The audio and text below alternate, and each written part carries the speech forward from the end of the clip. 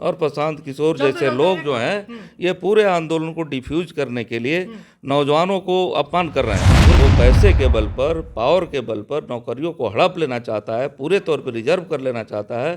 तो इसके खिलाफ जो है नौजवानों का विद्रोह है, तो ये स्वाभाविक है।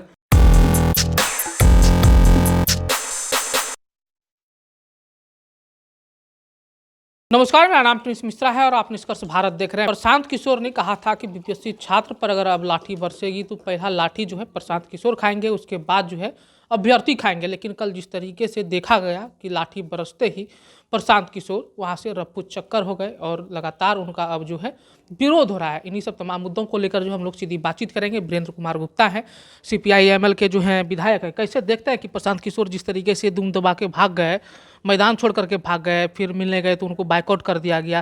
क्या लग रहा है कि ये तो सलवारी बाबा की तरह के ही प्रशांत किशोर हैं। वो तो कहते रहते हैं कि हमारा आंदोलनों में विश्वास नहीं है, और उनकी पैदाइश ही एक तरह से पूरे जो भाजपा की चाटुकारिता के लिए एक बूथ मैनेजमेंट करके और पूरे तौर पे एक कॉरपोरेट के पैसे से तमाम चीज़ों को संचालित करने की बात रही है।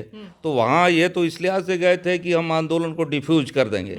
तो जो छात्र नौजवान हैं अपने रोज़गार के लिए, अपने ज़िंदगी के सवाल पर लड़ रहे हैं, और उनके साथ जो नाइंसाफ़ी हो रही है पूरे बिहार के छात्रों के साथ, कि एग्ज़ाम में एक गरीब आदमी कितना, उसका लड़का जो है कितना अपना एक तरह से पेट काट करके उसके गार्जियन कहीं पैसा भेजते हैं, उसको एग्ज़ाम की तैयारी कराते हैं, और उस एग्ज़ाम में पूरा पेपर लीक करके और पूरे तौर पे जो है एग्ज़ाम में खरीद फरोख्त का धंधा चलता है, और नौकरी अपने मनचाहे लोगों को भाजपा जदयू के लोग देते हैं। उनकी सरकार, उनके मंत्री, उनके नेता, उनके अफसर, ये तमाम लोग जो है अपने अपने चहेतों को, पैसे वालों को नौकरियों पर बिठाते हैं, पदों पर बैठाते हैं। तो ये तो भारी अत्याचार, अन्याय है।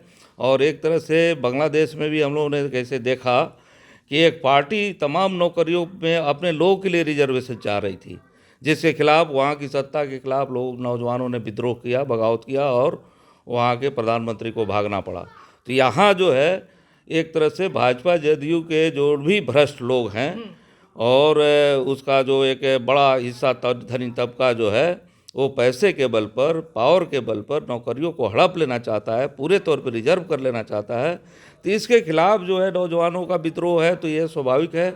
और हम समझते हैं वो न्याय की लड़ाई लड़ रहे हैं, अपने जीवन और रोजी रोजगार की लड़ाई लड़ रहे हैं, शिक्षा की लड़ाई लड़ रहे हैं। तो कोई भी न्यायप्रिय आदमी उनके साथ रहेगा, पूरा बिहार उनके साथ है। और प्रशांत किशोर जैसे लोग जो हैं ये पूरे आंदोलन को डिफ्यूज करने के लिए नौजवानों को अपमान कर रहे हैं। पूरे बिहार का नौजवानों का उन्होंने अपमान किया, कंबल वाली बात उठा करके। ये सरासर एक तरह से अपराधपूर्ण कार्रवाई है कि आप किसी का अपमान नहीं कर सकते, लेकिन वो अपमान कर रहे हैं पूरे बिहार का, पूरे नौजवानों का, छात्रों का। ये बहुत ही गलत है, और इसका परिणाम जो है हम समझते हैं भाजपा जदयू के जो इशारे पर उछले थे कि आंदोलन को डिफ्यूज करेंगे, तो ये आंदोलन डिफ्यूज नहीं होगा, और बिहार के छात्र युवा जो है अपने मकसद में आगे बढ़ेंगे और न्याय की लड़ाई में जीतेंगे, और उनके रोजी रोजगार का मार्ग आने वाले दिनों में और प्रशस्त होगा। चलिए, चलते चलते अंतिम सवाल लेते हैं कि इंडी गठबंधन के तमाम बड़े बड़े नेता वहाँ पहुँचे थे, तेजस्वी यादव भी पहुँचे थे, 2 मिनट वहाँ बात करके निकल गए। आज वो सहरसा दौरे पर है। क्या लगता है कि जिस तरीके से पप्पू यादव ने कहा है कि 1 तारीख से हम लोग बिहार बंद करेंगे, छात्र हित में अगर फैसला नहीं आता, तो CPI-ML क्या स्टैंड लेती है? अब देखिए, ये कोई आंदोलन जो छात्र युवाओं का है, इसको कोई हड़प लेने की बात बोलता हो, कुछ ऐसे प्रोग्राम तय करता हो, तो हम समझते हैं ये अलग बात है। लेकिन कुल मिला करके ये पूरे बिहार के छात्र युवाओं का आंदोलन है, और छात्र युवा आंदोलन में अगर वो बंद का कॉल करते हैं या करते हैं तो हमारी पार्टी उनके साथ है, उनके हर आंदोलन में साथ है।